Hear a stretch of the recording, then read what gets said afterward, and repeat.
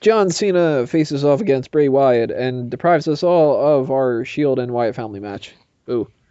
Boo. But hey, we got that cool Eminem song, so it's worth it, right? I think this could go either way. And the build up to this feud has kind of been the reason why. I think that they've had some good points and they've had some bad points. Whenever John Cena's talked for the most part, I haven't liked it. But if Wyatt has been commandeering the whole thing, then it's been okay. And if this ends up being one of those matches where Wyatt has the upper hand and he kind of controls things, and not in the way that, John Cena gets his ass kicked and then just comes back and wins, because that's bullshit. Nobody wants to see that. But if this can really showcase Bray Wyatt, preferably if he wins too, this could be kind of cool. But I'm going to be cynical here. I'm going to be pessimistic, and I think this is yet another situation where it followed through with Umaga and Khali and Bobby Lashley and Ryback, all these people that are built up to a certain extent for John Cena to say, oh, I'm the underdog, and win anyway. And Bray Wyatt will get nothing out of this whatsoever if he loses, or if he only beats John Cena because Luke Harper and Eric Rowan fucked up and, interfered and caused a whole bunch of problems, and the referee was taken down and all three attacked him, or any of that kind of bullshit. You want to give Bray Wyatt a push? Have him beat John Cena on his own. Give him a reason to cut a promo on Monday Night Raw and say, look, I fucking told you I'd do it, and I did. Not the typical heel crap where it's like, I beat John Cena so hard that he might not even be on this episode tonight, and he really wins with a roll-up or something stupid. I'm going with John Cena as the winner, though, because I just don't see them pulling that off. Peyton?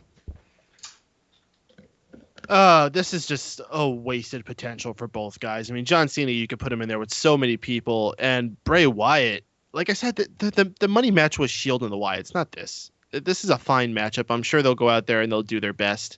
As you said, this is just that typical formula. They did it for years and years with Hogan. You build up a new powerful enemy for him to feel like he's going to be outnumbered against, and then you end up having him win it in the end, which is probably what we're going to see here. And I think that's a complete shame for Bray Wyatt, who's finally starting to find his spot and get his legs on his character and their place and the overall universe storyline. I think if this is just a simple, clean victory for John Cena, that's going to derail everything for the Wyatt family, and they might as well just, put him in a freaking crate sent back to OVW. Sean? John Cena wins, and the Bray Wyatt goes back with the Wyatt family to feud with the Shield. Extreme Rules. Miguel? Tell you, Extreme Rules is going to be so much better than this fucking WrestleMania. It's going to be unreal.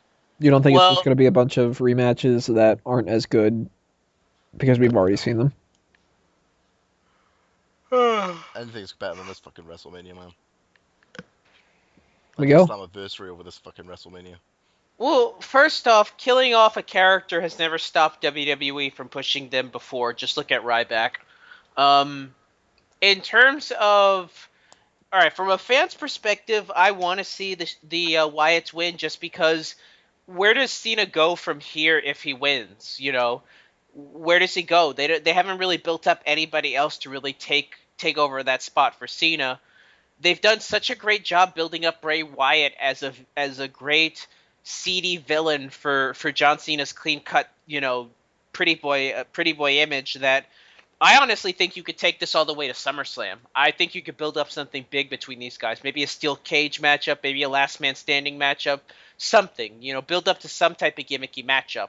I don't think you should really kill it off here at WrestleMania. So from a booking perspective, I think it makes sense to have Bray win.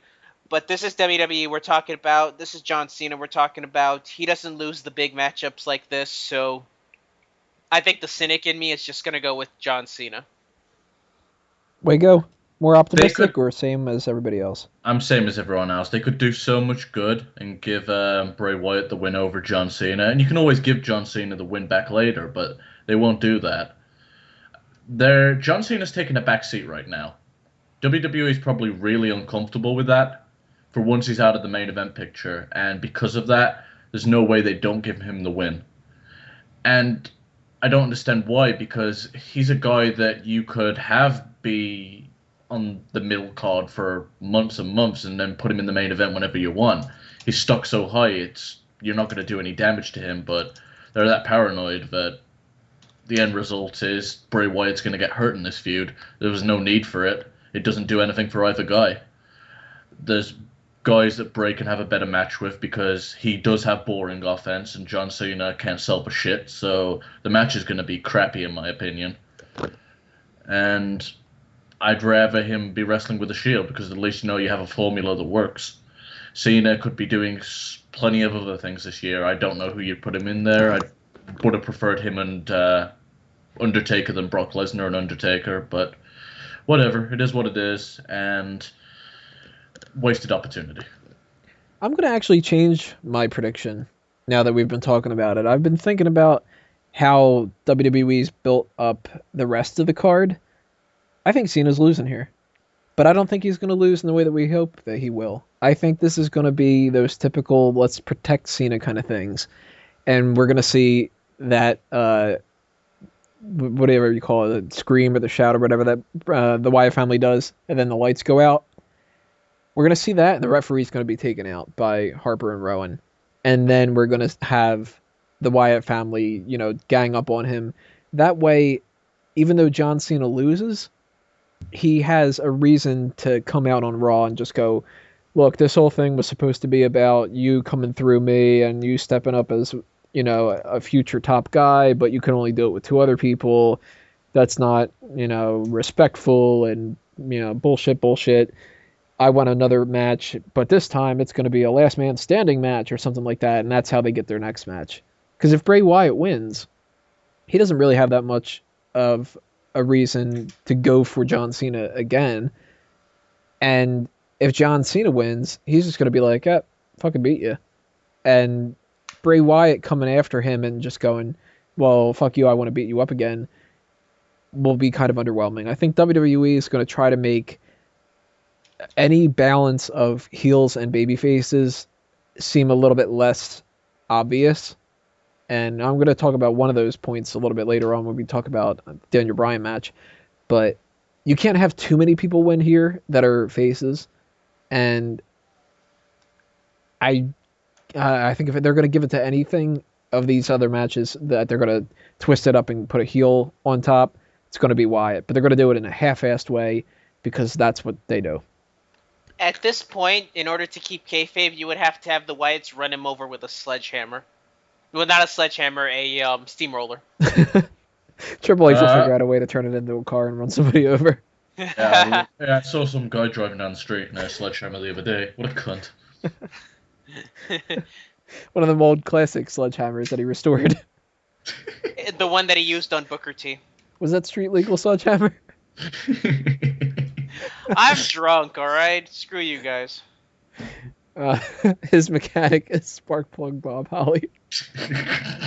Bob Core Holly.